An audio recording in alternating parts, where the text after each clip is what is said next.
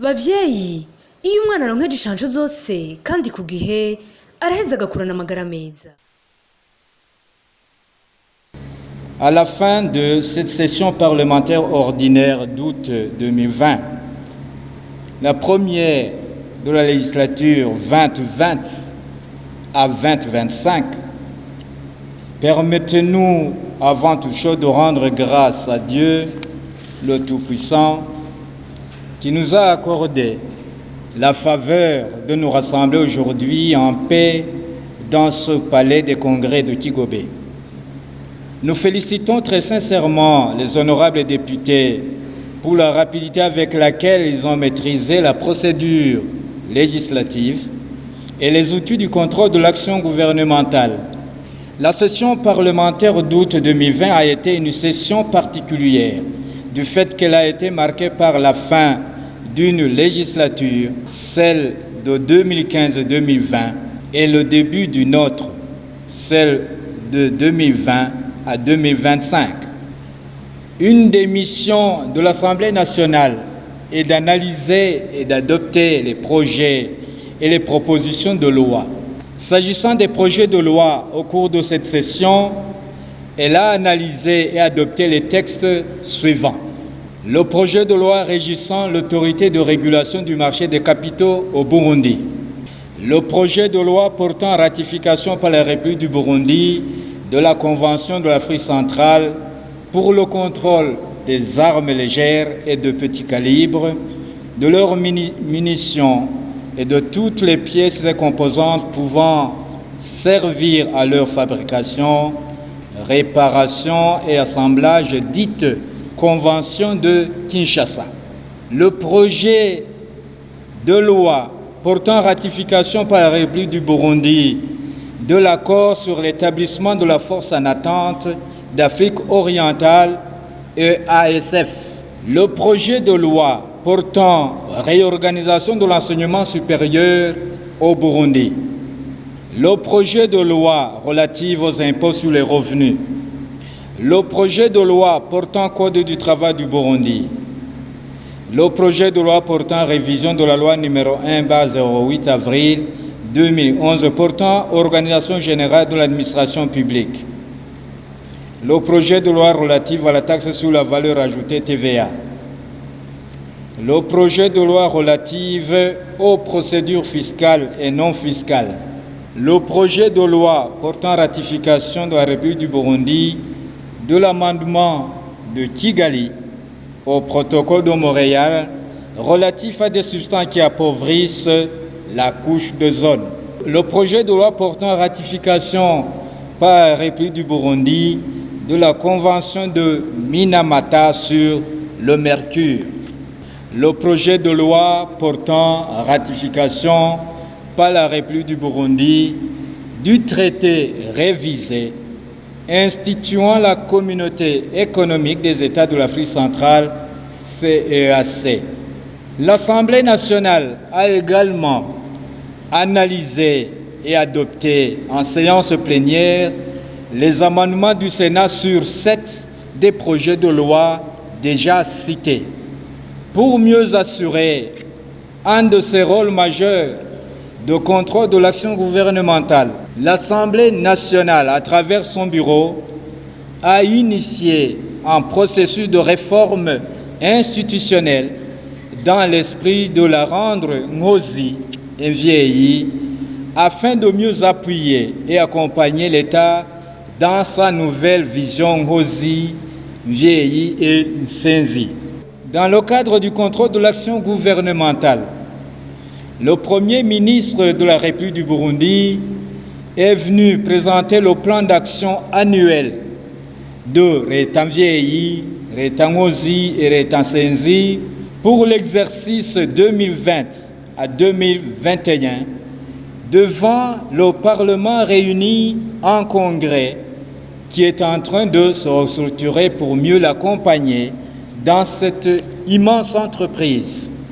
Excellences, honorables députés, distingués invités, mesdames, messieurs. Une autre mission de l'Assemblée nationale est la représentation du peuple.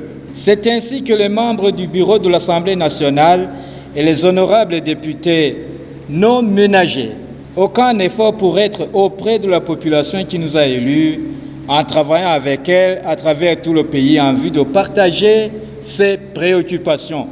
Comme plus d'aucuns le savent, parmi les préoccupations majeures des Burundais se trouve la recherche de la vérité afin de nous réconcilier sincèrement, définitivement et durablement. C'est dans ce cadre que nous avons accordé une audience aux membres du comité exécutif de la commission Vérité et Réconciliation, venus nous faire part de l'état d'avancement des activités de cette commission et défis qu'elle est appelée à relever. L'Assemblée nationale est fière du pas franchi par la CVR. Elle encourage toutes les personnes ressources à s'adresser à la CVR afin de partager leurs témoignages. L'autre préoccupation majeure de la population est socio-économique. Comment se doter des moyens pour atteindre le développement durable?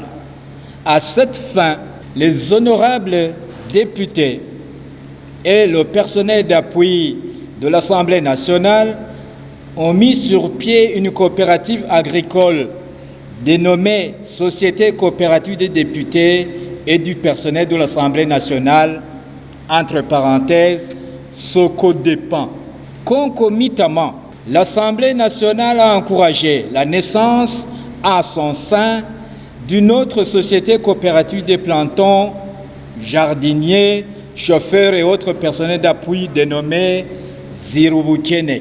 Concernant la diplomatie parlementaire, en tant que président néerlandais du Forum des parlements des pays membres de la conférence internationale sur la région des Grands Lacs, FP/GL, entre parenthèses, nous avons conduit une réunion en vidéoconférence sur la paix et la sécurité. L'Assemblée nationale a également reçu en audience des chefs de mission diplomatiques étrangères accrédités au Burundi, avec résidence à Bujumbura, venus lui rendre une visite de courtoisie. Ils étaient porteurs de messages, de félicitations et de soutien de nos homologues après notre élection comme président de cette prestigieuse institution. Au niveau du secteur de la santé, il est évident qu'on ne saurait ne pas souligner que l'Assemblée nationale est satisfaite des résultats de la campagne de 3 mois Ndakira, Sinandura, Kandi Sinandukiza, Covid-19, qui montre que la pandémie est maîtrisée à l'intérieur du pays. Pour ne pas faire marche arrière, toutes les mesures de prévention et d'hygiène individuelle et collective doivent rester en vigueur et renforcées au point d'entrée des centres transfrontaliers. Nous n'oublions pas de féliciter le gouvernement laborieux pour le lancement de son programme de mise en place des centres de dépistage communaux à travers tout le pays afin de mieux se prémunir contre le Covid-19. L'Assemblée nationale renouvelle son soutien au gouvernement dans ses efforts pour maintenir un climat de paix, de sécurité et d'unité nationale et faire obstacle à toute menace à la stabilité du pays. Elle félicite les corps de défense de sécurité pour leur excellent travail et les encourage à rester toujours vigilants. Pour conclure, nous vous réitérons nos remerciements pour avoir bien voulu rehausser de votre présence cette cérémonie. Nous souhaitons aux honorables députés de bonnes vacances parlementaires une occasion de vous rapprocher de la population afin d'écouter leurs doléances et leurs projets de développement. C'est sur ces paroles que nous déclarons closes les activités de la première session parlementaire ordinaire de la stature 2020 à 2025. Que Dieu vous bénisse. Que Dieu bénisse le Burundi. Nous vous remercions.